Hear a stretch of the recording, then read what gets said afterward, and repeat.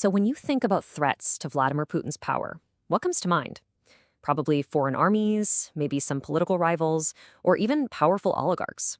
But what if the biggest threat, the thing he's most afraid of, is something a lot more fundamental?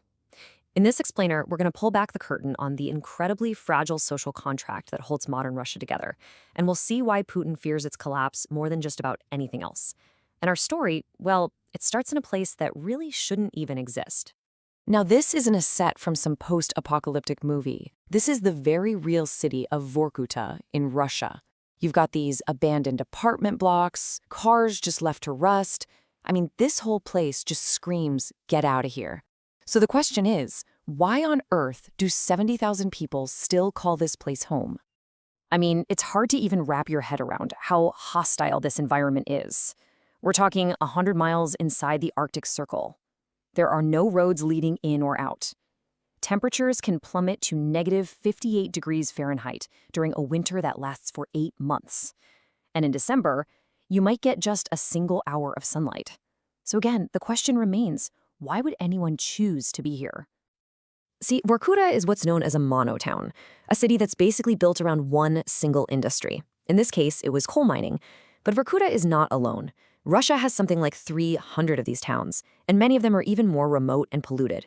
They were all designed for one single purpose, and that purpose is absolutely key to our story.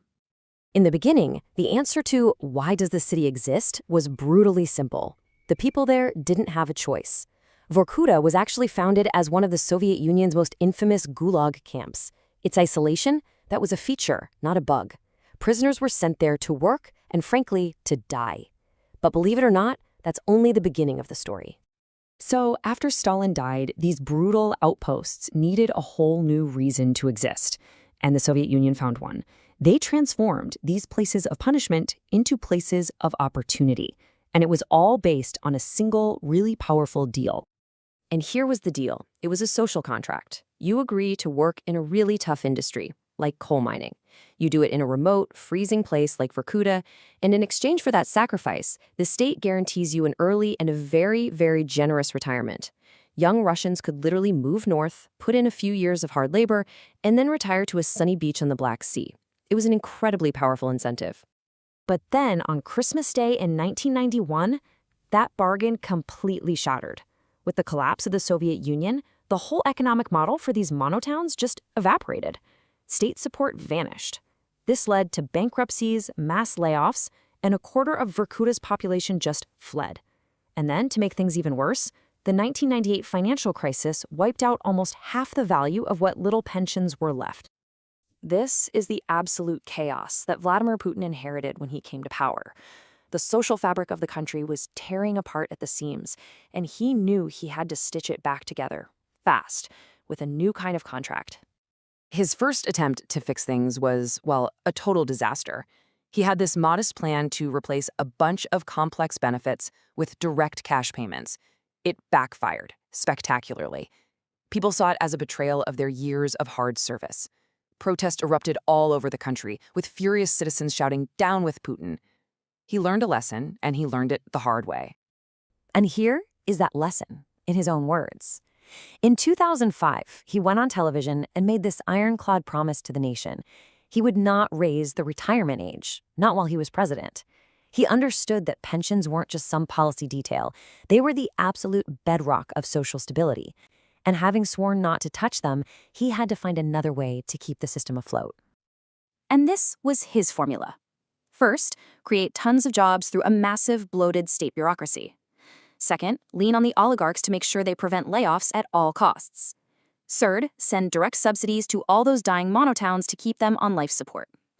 And fourth, the absolute cornerstone of the whole thing, make sure pensions were not just stable, but steadily rising.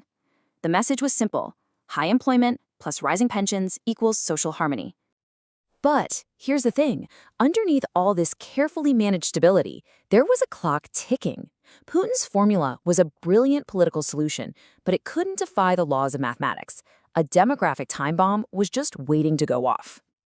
Okay, before we get into the crazy numbers, let's do a super quick refresh on how pension systems work. At their core, they're pretty simple. The money that today's workers pay into the system, the contributors, pays for the pensions of today's retirees, the recipients. For the whole thing to work, you need a healthy balance between those two groups. This is what that balance looked like back in the final days of the Soviet Union. You see that wide base of young workers, the contributors, easily supporting that much smaller group of retirees at the top. You could pretty much call this welfare on easy mode. Now, compare that to 2021. The whole pyramid has been flipped on its head. After the Soviet collapse, birth rates just plummeted. So for 3 decades, Russia has been getting older and older, creating this massive imbalance. You have far fewer workers trying to support a ballooning number of retirees. To put a single, stark number on it, from 1991 to 2021, the number of people receiving pensions swelled by 44%. And that happened while the number of people paying into the system was shrinking. The math just doesn't add up. The writing was on the wall. And there's another hidden layer to this crisis that's even more shocking. If you split the population by gender, you see this unbelievable trend. Because of things like poor healthcare and high-risk jobs, Russian men have a dramatically lower life expectancy. By the time they reach age 70, women outnumber men 3 to 1. This just puts even more strain on an already breaking system. So, with this demographic crisis hitting a boiling point, the inevitable finally happened.